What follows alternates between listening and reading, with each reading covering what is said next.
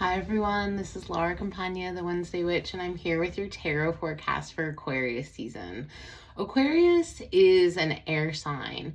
It's the humanitarian impulse to take the broad view and think about everyone in society and consider what kind of structure would be optimal for people to be able to intellectually live their best lives, manifest their ideas, and live according to their most egalitarian ideals.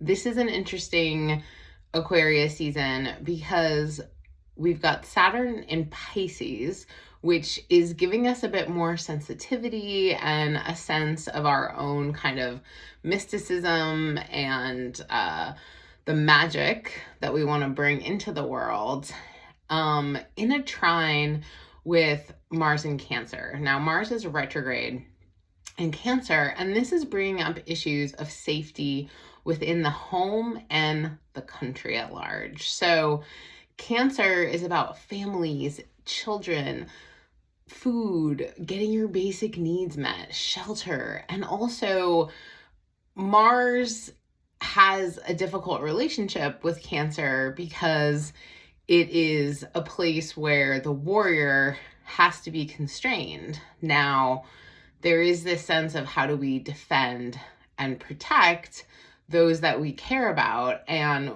Mars is retrograde until February 23rd. So for all of Aquarius season, we have this energy of feeling like I'm under attack, and many of us in many communities are directly under a political attack, and I don't know how to effectively respond.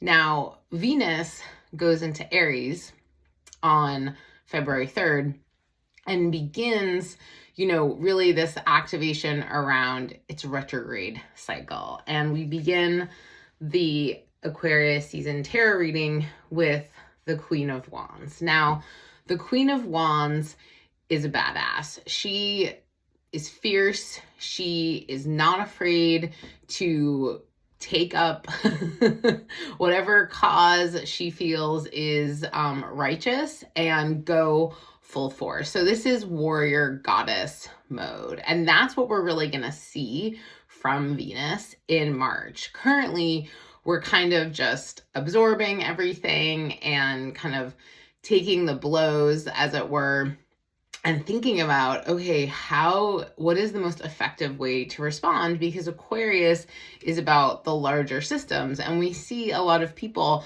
that want to change and dismantle the structure of society in ways that benefit the few at the expense of the many. So what we are guided towards is the Nine of Pentacles, which has a huge resonance with the Hermit card, which is the card of the year for 2025. So the Hermit card is like, take a break, step away, take care of yourself, connect with spirit, connect with divinity, connect with whatever higher power you feel like is loving and guiding you and wants the best for you. And the Nine of Pentacles is this beautiful woman who is in her own kind of little sanctuary, and she's just enjoying nature. She's maybe making some art. She could invite a friend over for like a nice little tea time, but she might not. So really in this moment, you are advised to be very judicious with your energy, to protect yourself from the onslaught, and to take a respite, to take it easy, to go where you feel safe and you feel relaxed. Relaxation is really important right now, actually. And to do the things that nourish your soul, including connect with beauty. Our challenge, is the 10 of Cups, which, is like the happy family card and feeling like everybody has their place and we're all connected and we feel emotionally supported and there's like secure attachment bonds and all these things. So really the question is like, who do you feel that with? You know, who does emotionally support you? Who can show up for you? And, you know, sometimes when we are having a hard time and other people are having a hard time, we can't show up for each other exactly the way we would like, but connecting to that sense of like, who really loves me and like is doing their best, you know, and then appreciating the web of connections that we are in. There's so much love that, you know, it's easy to forget about when there is these hateful attacks, but love is what is always going to change the tide and open hearts. So our challenge is the 10 of Cups, which is a great challenge. And if you see, you know, cups as water, there's this sense of like renewal and refreshment, going to spas, going to, you know, bodies of water, doing a cold plunge. All of that's fantastic in Aquarius season. Okay, what we're moving towards is the Warrior of Wands. So, you know, I think when Venus goes retrograde in Aries on March 1st, we are really going to feel it's time to formulate our response. We are going to get our strategy on, and we're probably going to see whenever Venus is retrograde, there is this kind of sense of like, what is the status of women and queer people and trans people, non-binary people in society.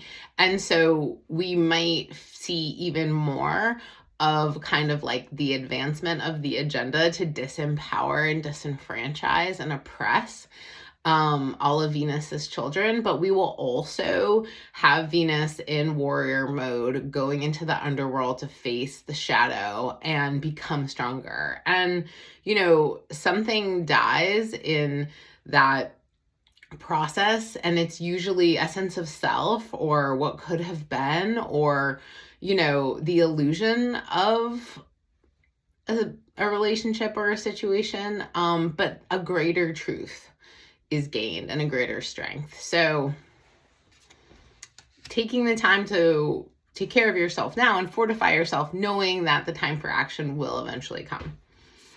And then the final outcome is the Queen of Swords. So a lot of queens. And the Queen of Swords is just reminding us to be impeccable with our speech. Like, we don't have to go to every fight we're invited to. We don't need to get into arguments with people who just have an agenda of sowing discord and creating chaos. And the Queen of Swords knows what she thinks. She can articulate her points. She has a strong comprehension of her own ideals and boundaries, and that allows her to live in alignment and integrity with herself. But she doesn't have to, like, you know, it's kind of that idea of like speaking softly but carrying a big stick. Like, she's got everything she needs in her mind and within her, and she doesn't need to be really forceful. People that are making a big effort to kind of throw their power around, there's like an underlying insecurity there. So the Queen of Swords has this kind of like gentle but concise and clear analysis and insight. And that's what Aquarius season is offering us. Okay, bonus card, Warrior of Cups. I love that. Yeah, it's a lot of warriors, queens, cups and wands. But, you know, the Warrior of Cups is like, go after what you love and defend and protect your people, your babies, who's vulnerable. And that together, if we all find a way to come together, we are infinitely more powerful than the people who are seeking to exploit and oppress and dominate us. So the Warrior of Cups shows us the path forward, the path of love, but it's also like a fierce and righteous path. And it's not for the faint of heart, but anything that's worth doing has an element of challenge in it, and we're capable of meeting that. So to summarize, let yourself feel as outraged and fierce as you do, but also take time to just step away, replenish nourish yourself. Don't push yourself. Don't put yourself in situations with people who are gonna drain your energy or get into unnecessary conflict, but do get really clear on what you believe, where your lines are in the sand, and what you're willing to show up for. And you will know when the time comes when to move and what to do. So I hope that's helpful for all of you. I hope you stay in very good stead this Aquarius season. If you would like to learn more about my work, book a reading, energy healing session, you can do all of that on lauracampagna.astrology.com. And I also have a Patreon where I post longer musings about the stars and the cards. Take care.